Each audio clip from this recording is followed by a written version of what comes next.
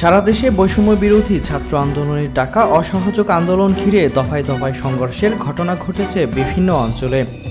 বিশেষ করে রাজধানীর বিভিন্ন এলাকা রণক্ষেত্রে পরিণত হয়েছে। আন্দোলনকে ঘিরে রাজধানী সড়কেও যানবাহন চলাচল ছিল সীমিত। সকাল থেকে গাবতলী, টেকনিক্যাল, মিরপুর সহ গুরুত্বপূর্ণ সড়ক ছিল ফাঁকা। এদিকে রাজধানী সহ দেশের গুরুত্বপূর্ণ স্থানগুলোতে বিক্ষোভ ও সমাবেশ করেছেন আন্দোলনকারীরা। রাজধানীর সায়েন্স ল্যাবেও আন্দোলন করেছে শিক্ষার্থীরা।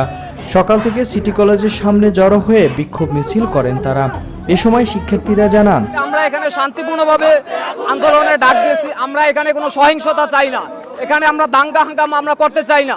কিন্তু আমাদের উপর যদি কোনো গোষ্ঠী, কোনো ছাত্রলীগ, আওয়ামী লীগ, কোনো যুবলীগ যদি আমাদের উপর সহিংসতা করতে চায়, আমরা কোনো কাউকে ছাড় দিব না। এবং কি আমরা দেশবাসীকে এই একটি কথা বলতে চাই, আপনারা গুজবে কান দিবেন না। সমস্ত জনগণ আজকে মাঠে নেমে আসছে, আপনারা ভয় পাবেন না, আপনারা নির্দ্বিধায় আপনারা নেমে আসুন। আজকে আমার ভাই মারা যাচ্ছে, কালকে আপনার ছেলে মারা যাবে, পরশুদিন আপনার মেয়ে মারা যাবে। আমরা সবার জন্য, আমরা শুধু আমাদের একা দাবি না, এটা জনগণের এবং কি পুরো দেশবাসীর দাবি। আপনারা সবাই মাঠে নেমে আসেন সকল সাধারণের জন্য এবং কি সবার ভালোর জন্য।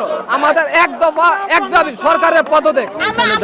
আজকে নামছি রাজপথে, নামছি তো বিচারের জন্য, যে আমার ছেলের হত্যার বিচার চাই। আমার মতো অনেক মায়েরা যে এরকম হত্যার বিচার চান, যেরকম আমি চাই। আমার অনেক হাজার ছেলে, আমার এক ছেলে মারা গেছে, হাজার ছেলে নামছে, আমার হাজার ছেলে। আমি চাই হাসিনা পদত্যাগ করুক। আমার মতো অসহায় মায়েদের বুক খালি করছে, ও পদত্যাগ করলে আমাদের এই বাংলাদেশ ভালো থাকবে। অপরদিকে শিক্ষার্থীদের ওপর আওয়ামী লীগ, ছাত্রলীগ হামলা করেছে বলেও অভিযোগ করেন তারা। এছাড়াও অর্ধশতাধিক শিক্ষার্থী গুলিতে আহত হয়েছেন। আহতদের বিভিন্ন হাসপাতালে প্রাথমিক চিকিৎসা প্রদান করা হয়েছে। ছাত্রলীগের কুত্তারা, ছাত্রলীগের কুত্তারা, রাস্তা হইতে জন্ম নেয়া কুত্তারা গুলি পাইছে কই, বোমা পাইছে কই, এরা পাইছে কই? এই সুস্পষ্ট জবাব চাই। আজকের এই রাজপথে আমার 4 জন ভাই নিহত, আমার 4 জন ভাই নিহত, 11 জন আহত। এর সুস্পষ্ট জবাব চাই। আমরা আমাদের সমাবেশ শান্তিপূর্ণভাবেই করছিলাম, কিন্তু হঠাৎ করে ছাত্রলীগ, যুবলীগ এবং তাদের সহযোগিতায় পুলিশ এসে আমাদের ওপর এভাবে শটগান দিয়ে গুলি করেছে। আমাদের প্রায় 40 জন সহপাঠী আহত।